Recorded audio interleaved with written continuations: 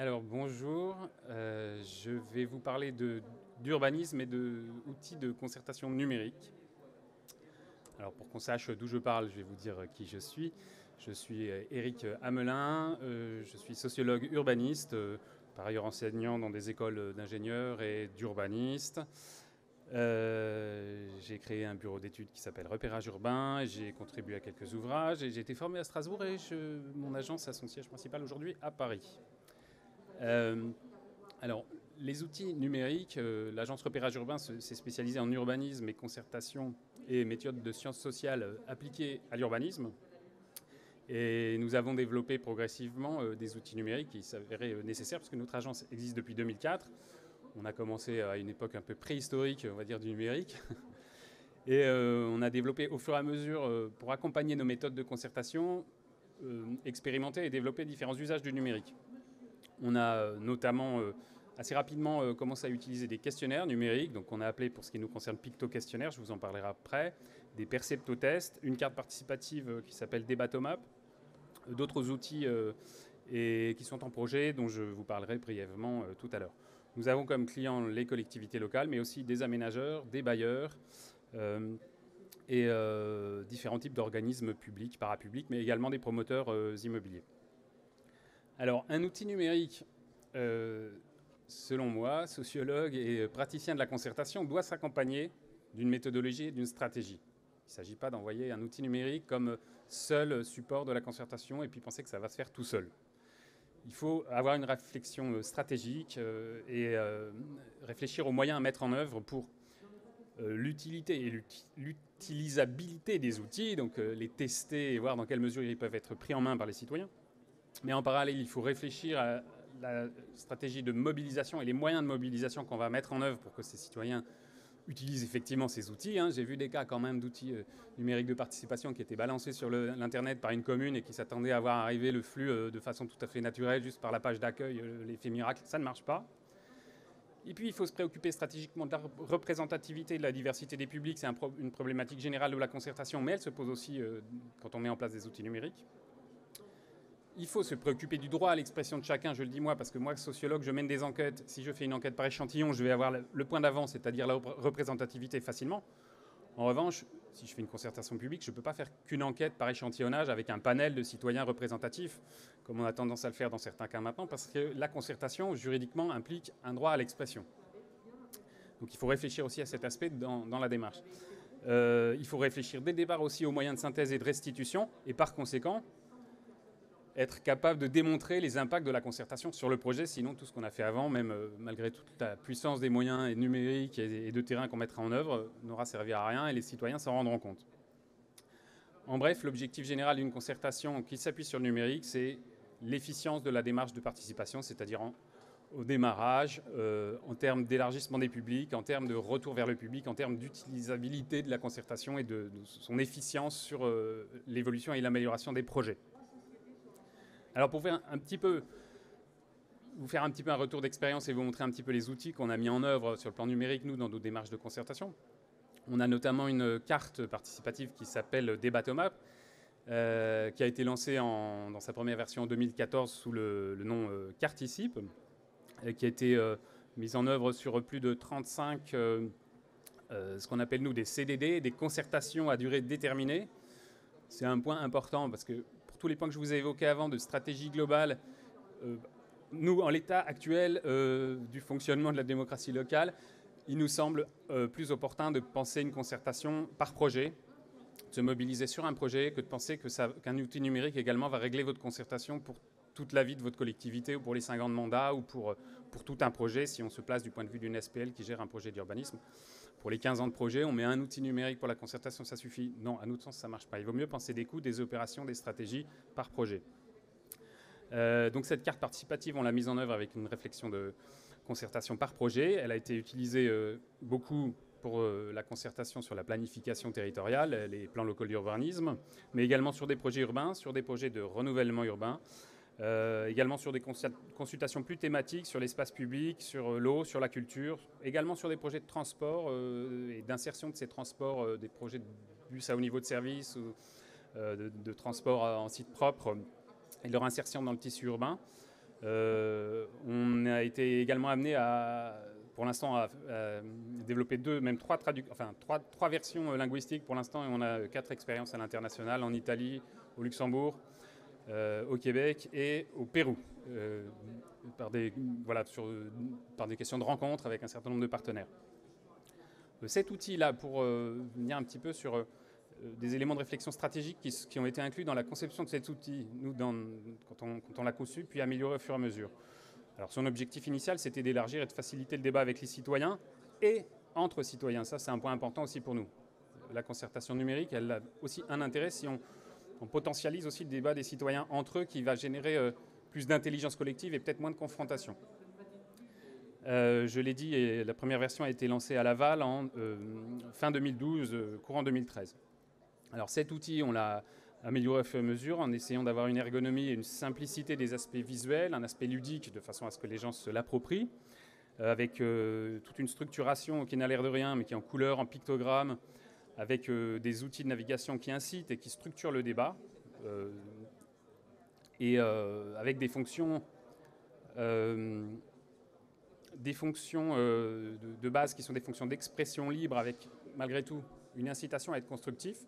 C'est un petit peu implicite, mais pour ceux qui ont déjà pratiqué avec nous cet outil se rendent compte que contrairement à leurs peurs initiales, dans la structure qu'on a conçue, on invite les gens subliminalement, si vous voulez, à faire des propositions constructives, structurées par thème de débat, et qui vont aller faire de la proposition plutôt que juste de la réclamation ou de la plainte. Et donc on va essayer d'amener un public avec cette forme-là de structuration du débat vers la construction d'une intelligence collective ou de points de convergence communs, desquels vont pouvoir émerger des pistes de projet, des axes de stratégie éventuellement.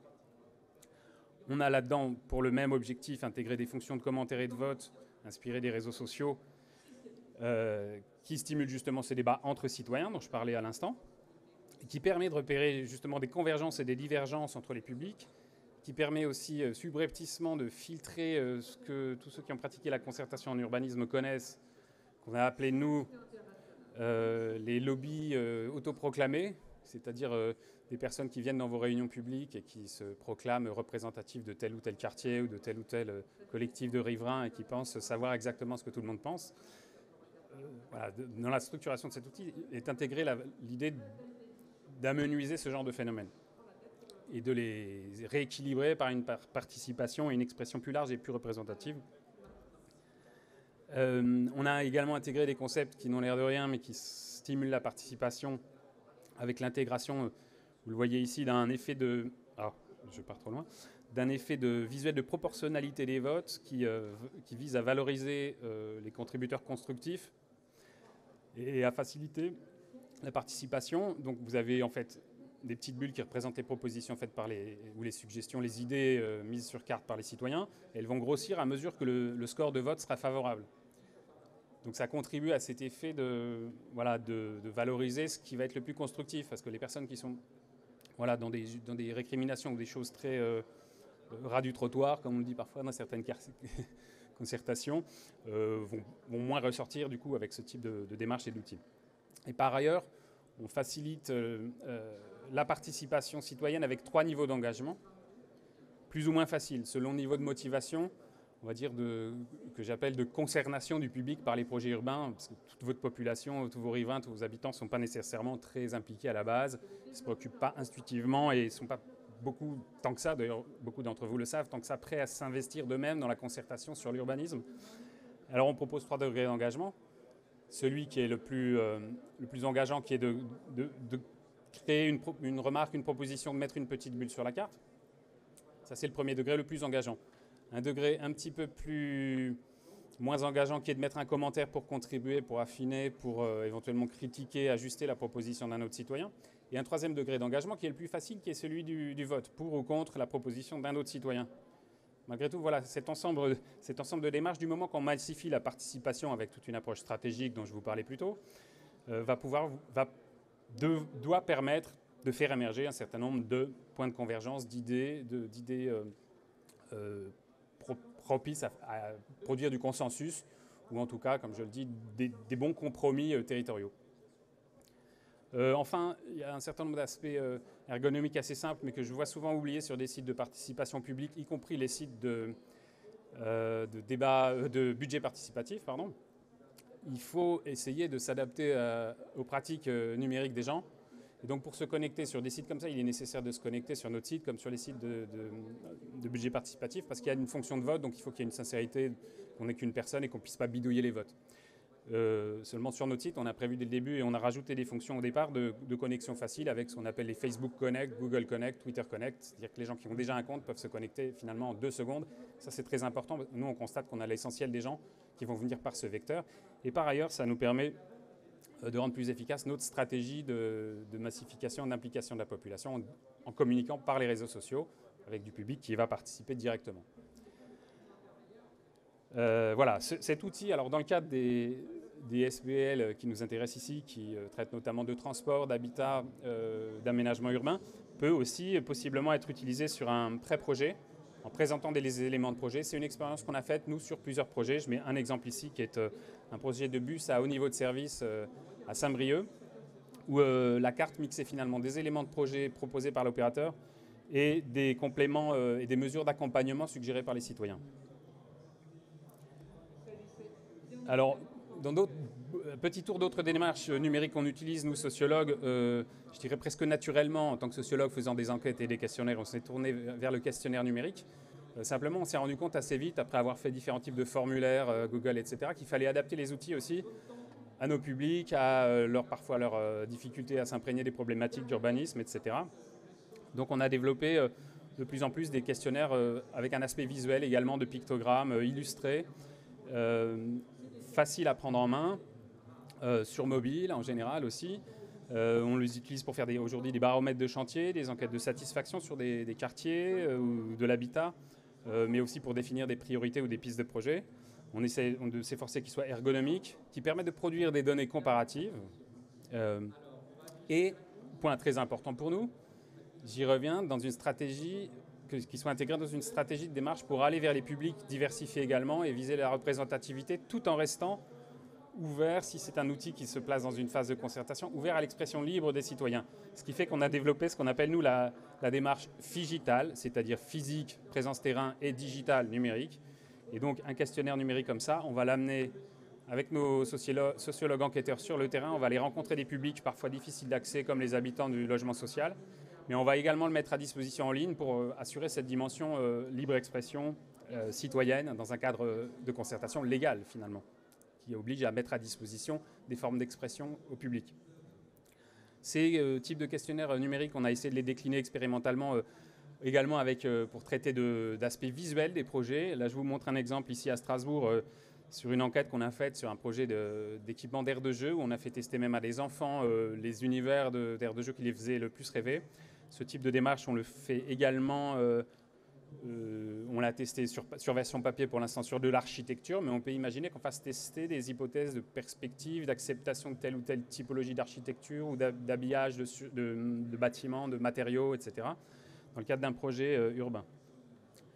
Alors la consultation numérique, qu'elle soit par des outils complexes comme ma carte participative ou des outils plus simples comme les questionnaires, elle nécessite de produire également des analyses rigoureuses, sérieuses, de façon à ce qu'elles puissent être appropriées par les opérateurs et puis aussi faire un retour vers le public.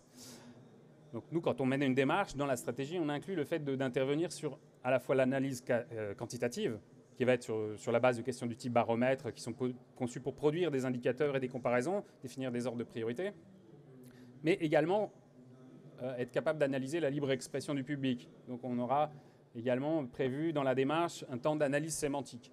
Donc vous avez peut-être un peu tous entendu parler là dans le cadre du grand débat national, où c'est une spécialité en général des sciences sociales et des sciences politiques qui se développent, d'essayer d'analyser une grande quantité de contenu écrit et d'en faire des unités de sens.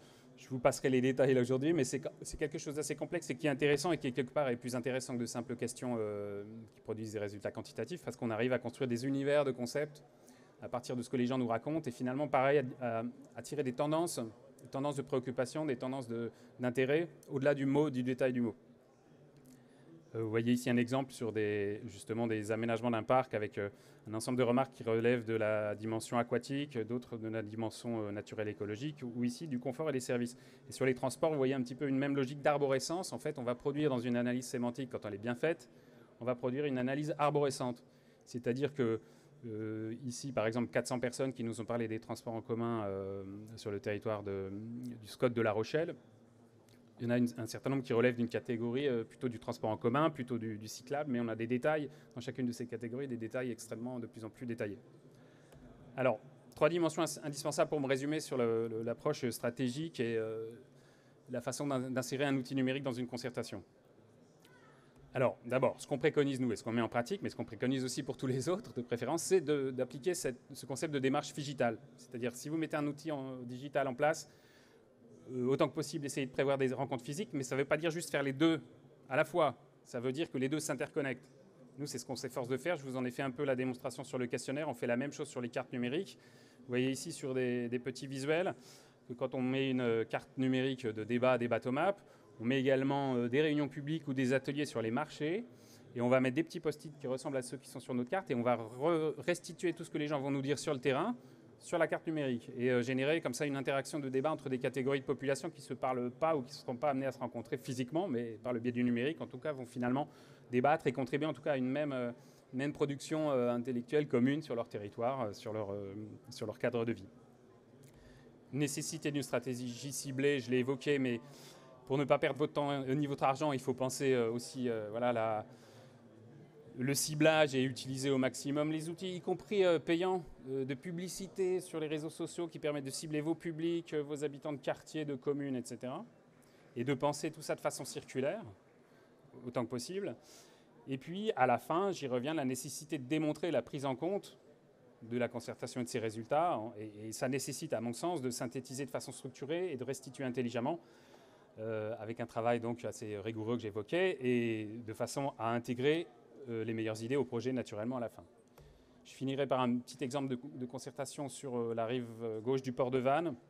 On a produit par tout un ensemble de démarches, à la fois de questionnaires, de cartes participatives, d'ateliers sur le terrain, d'ateliers in situ avec des discussions sur l'architecture, sur les perspectives, sur les matériaux, sur l'implantation. On a défini une espèce de sorte de programme citoyen.